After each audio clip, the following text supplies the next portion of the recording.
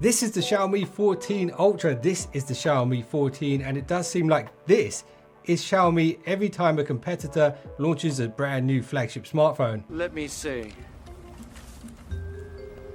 Because they do seem to be keeping a close eye on things, especially in regards to camera. And it does seem like Xiaomi's flagships are all about the camera these days. In fact, I'm told this model here, the Xiaomi 14 Ultra, is basically a camera with a phone attached. And I am a big fan of the collaboration with Leica, because those guys have been making glass since 1869. That's around 150 years, and that's about the same amount of time it's probably going to take me to get to 1 million subscribers. And I'll be like that old English knight at the end of Indiana Jones when I finally make it. Anyway, the price here on the Xiaomi 14 Ultra is $12.99, and the price on the Xiaomi 14 regular edition is $8.99. So this puts the pricing in line with the current Samsung flagships and of course the iPhone flagships. And one question you might have is, are these better than those two very popular options? Well, I'm making this video to help you find that out. And just out of interest, I am very curious to know, are you team iOS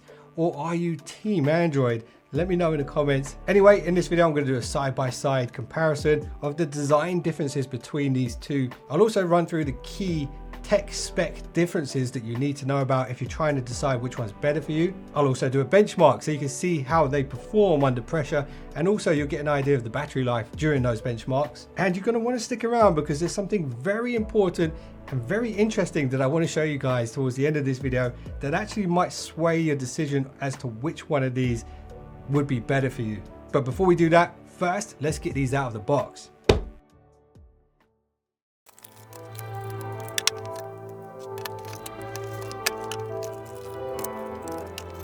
So as you can see, Xiaomi have spared no expense when it comes to giving you everything you need to get started with these devices without having to make any additional purchases of chargers.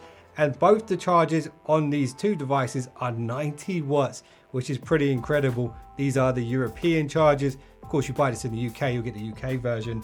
If you buy it in America, you get the American version. And on top of that, you also get silicone cases with these two devices. And straight away, you can see there is a massive difference between the camera modules on these two devices. Also, the materials here are very different. So on the 14 Ultra, we've got this kind of hardened plastic with cutouts here along the edges and at the bottom, whereas we've got a more classic flexible silicone case here for the 14. Of course, you get the USB-C to C charging cables that you need with these phones, and the USB-C port on both of these devices is USB-C 3.2. You do get the literature in there as well. Let me know if you're the type of person who reads these things. Okay, so now I'm going to give you guys my first impressions of these phones. I've seen a lot of phones over the years, but I've never seen these ones.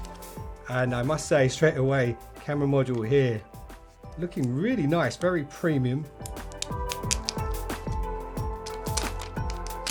I really like the design on this. I like the camera module style. The back of the device is glass and the edges are very squared off, just like the iPhone and the S24 now. Square edges right down the sides with a flat screen, which is also very nice to see. It is somewhat of a fingerprint magnet, but that's all right. It looks very, very premium and it feels premium. And at the price point, that's kind of what you would expect. And this one right here is the jade green version of the Xiaomi 14 regular edition. Big fan of this. It is rocking Xiaomi's latest software, the Hyper OS platform. All right, now the Xiaomi 14 Ultra. So these are the global variants of these phones. There are different models around the world that vary a little bit. And this one right here is the one with the faux leather, or the eco leather is what they call it on the back. Very interesting design. The frame of the phone actually overlaps the back of the device a little bit. I've never seen a design like this before. You definitely get the camera vibes as soon as you pick this thing up. Just the feel of it, the look of it, even the weight of it gives you that sort of camera feel. And that is a huge camera module, but very premium looking. It's even got a bit of gold trim around the edges here, which looks really nice when the light hits it. Flat edges down the side, and you can see there the profile. Look how big that camera module is. That's insane. I think the only phone that I've seen that's similar to this a little bit is the Vivo. Actually, let's get that and see how it compares on the profile. So yeah, the Vivo is on the right and the Xiaomi's on the left. Yeah, it definitely sticks out quite a bit more than the Vivo, and I already thought the Vivo was massive. Larger glass can make a massive difference when it comes to photography and video. Okay, so on setting up the 14 Ultra for the first time, I just realized something. Check this out. Can you hear that? There is actually a moving element inside the camera module which is loose until the camera is activated. Let's see what happens after I boot it up, whether that goes away or whether that's a permanent thing. Okay, let's talk about the design differences. On the 14, we have the flat display. From the front, it's very similar to the S24 and the iPhone, with the rounded corners, flush to the edges, very narrow bezels. Then we've got the curved edge display on the 14 Ultra. It's a very gentle curve, so it's not very distracting and it's not going to warp the screen at all at the edges. Now what you can't see, but there's a big difference between these two phones, is the 14 is actually using Gorilla Glass Victus. There is Victus 2 out there now, and of course the Victus Armor Glass on the S24 Ultra, but Victus is still a very good screen glass, very robust, very durable. But Xiaomi are not one to be outdone by Samsung's exclusive Corning Gorilla Glass Armor. They've created their own glass here on the 14 Ultra. They call it the Xiaomi Shield Glass, and they say it's 10 times more resistant than their competitors. Now the question you might have is, what competitor is that? Aha! Aha! And that is a very good question, and if anybody knows the answer to it, do let me know in the comments below. Hopefully Jerry Rig Everything will at some point tear this phone down and find out how resistant that glass is. Unfortunately, I'm not about to do a drop test with a £1,300 phone versus the S24 Ultra, which is also similarly priced. I'm not that rich. Something else that you wouldn't be able to tell just by looking at the devices is the material used on the frame of them. So the frame of the 14 is actually aluminium, and the frame on the Xiaomi 14 Ultra is a grade 5 titanium. Now you might be wondering why I emphasize grade 5. Well, it's because the Galaxy S24 Ultra apparently uses grade 2, which is lower quality than grade 5.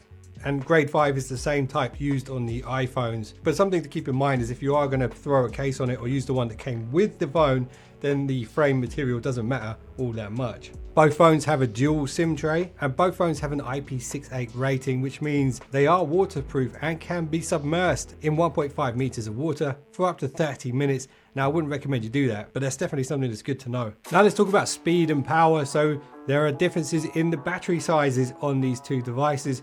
So on the regular 14, being a smaller phone, of course it's got a smaller battery, but it's still a decent size at 4,610 milliamp hour. And then we have 5,000 here on the Ultra, and that's a respectable size for a phone of this size.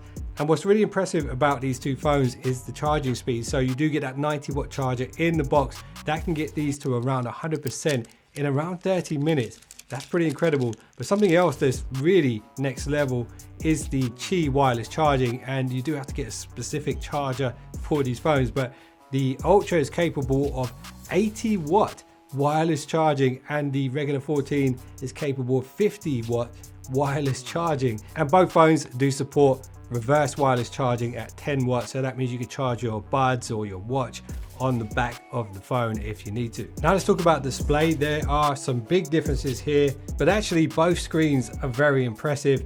We've got a 6.73 inch display on the Ultra, 6.35 here on the 14. Both of these are LTPO panels with 120 Hz refresh rate, peak brightness of 3000 nits, which is pretty incredible. But the biggest difference is the fact that the Ultra is way more pixel dense at 512 pixels per inch versus the 460 pixels per inch on the Xiaomi 14, but 460 is still really impressive. And straight out of the box, without adjusting any of the settings in the display options, the 14 Ultra does seem to be a little bit warmer in color tone and actually probably more accurate. You can dive into the settings and adjust these things if you really want to. Both phones have an in-display optical fingerprint reader. This is where it uses light to scan the fingerprint patterns, and it's in a good location and it's very fast on both phones, and probably exactly the same component. Now let's talk about the cameras, because of course, like I said in the intro, this is something Xiaomi have really been focusing on. So both phones use a 32 megapixel selfie camera, and the max video quality that these are capable of are 4K 60 frames per second.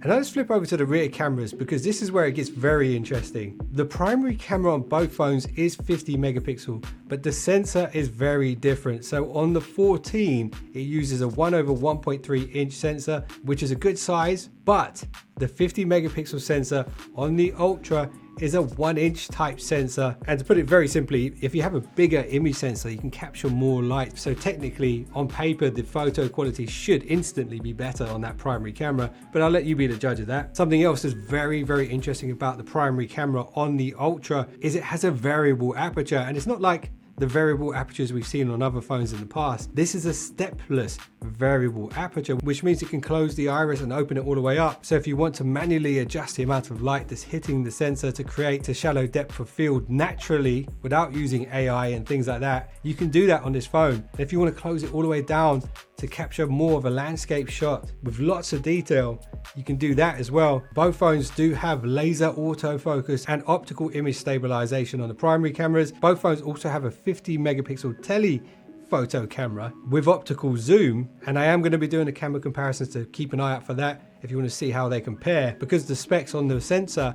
are actually different between the two. Another similarity here is that both phones have a 50 megapixel ultra wide, but once again, different specs on that camera. And here's the big difference. The 14 is a triple camera shooter, and the Ultra is a quad camera setup, and that fourth camera is a 50 megapixel periscope camera that can go all the way up to 120x. And that rattling that I showed you guys earlier on in the video, that actually stops completely as soon as you use the camera system on this phone. So there must be some kind of magnet that engages that moving part inside the periscope. And there's also a time of flight 3D sensor here, which can add that extra depth for portrait shots and things like that. Now, apart from all the hardware upgrades that the 14 Ultra has in comparison, there is one more thing that you need to see, and it is that secret weapon that I mentioned in the beginning of the video.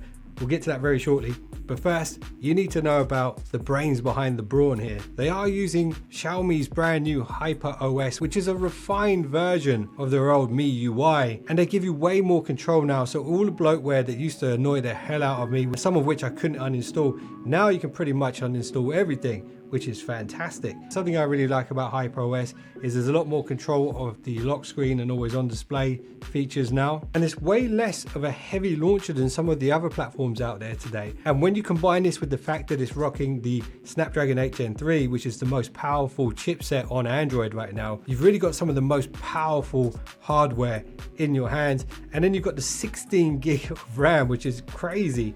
There are, of course, different variations, the highest being 1 terabyte UFS 4.0, 16 gigabyte RAM. The minimum on these is 256 with 12 gigs on the Ultra model, and then you've got 256 with 8 gigs on the 14. If you're wondering how these two perform, here's a quick benchmark for you, but do keep in mind the Ultra model that I have here does have the 16 gigabyte RAM, and the 14 regular edition has the 12 gigabyte RAM. Okay, so here's the first benchmark results, and this is with the 3D Mark wildlife test. It maxed out the score completely. If you scroll down, we'll see how it performed in battery. Both phones dropped 1% battery. Both phones hit a max temperature of around 35 degrees. Actually, the 14 was 1 degree cooler. And when it came to frame rate, actually the frame rates were a little bit better on the 14. So here are the final results on the Antutu benchmark. Slightly lower on the Ultra, which is pretty interesting, and I think it might be due to the fact that it has the WQHD panel on it, whereas this one's running a Full HD Plus screen, both at 120 Hertz. But check this out just for context so you can see how good this is. I do have a Galaxy S24 Ultra regular version with the Exynos chip, which is what we get here in Europe, and you can see the difference in scores between these three phones. The Snapdragon is certainly more powerful. Anyway, now it's time for me to show you that secret weapon I've been going on about all through this video. If you do decide to go with the 14 Ultra, there is this kit which you can buy directly from Xiaomi. It's the photography kit. Now in this box we have a different case for the phone, and this is a very, very interesting case because you see this little button here that releases this little camera ring, which is just decorative. that comes off, and then we can change it to this nice sort of rose gold reddish kind of ring. And the way it locks on is just like a regular DSLR camera. So you line up the dot and then it twists on like this, locks in place. How awesome does that look? Now this ring right here doesn't do much at all, but this other one, this one is special. Once again, we line up that red dot there with the red dot here, and it should just twist on, lock in place. Now we've attached this. This has actually got a thread on the inside of it, which means now we can actually fit camera filters, which you'd normally use on a DSLR camera, to this. And I do happen to have a Pro Mist filter right here that will fit.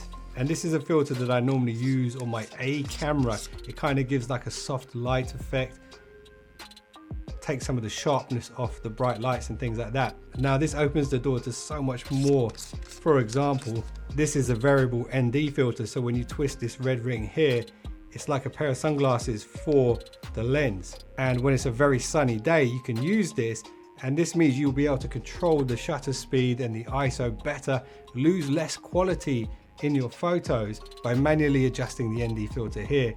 This could be a game changer. If you're into photography, I know you're going to appreciate this. But it gets even better because here we have another attachment. This clicks onto the side of the phone and it plugs into the USB-C port on the base of the phone. Not only is this an extended battery pack with, I believe, 1500 milliamp hour extra battery on it, but it's also got some controls on it as well. So check this out. At the top here, you have a shutter button, and that's a two-step shutter button, so you can touch it lightly to focus and then push it fully to take a photo. You've got your video mode, so that will jump straight into video mode, and this will adjust the exposure value, I believe. Let's plug it in and have a look. And there we go. We're all set up in proper camera mode. This lever here also acts as a zoom, so you can see I can zoom in, zoom out using that. Tap to focus, snap a photo. Record button, starts recording. And at the base of the grip, you also have a USB-C pass-through charging port and a place to fit a lanyard. And check this out. They even throw in a really nice lanyard with the Xiaomi branding on it as well. So let me know, guys, what would you go for given the choice? Would you go for the performance and save the money here and go for the smaller phone? Or would you spend the extra money for the superior camera system and the DSLR-like potential of the Ultra? And don't forget to subscribe with notifications on for when my camera comparison goes live. Appreciate you guys for watching this one. See you in the next one. Don't be late. Let me see.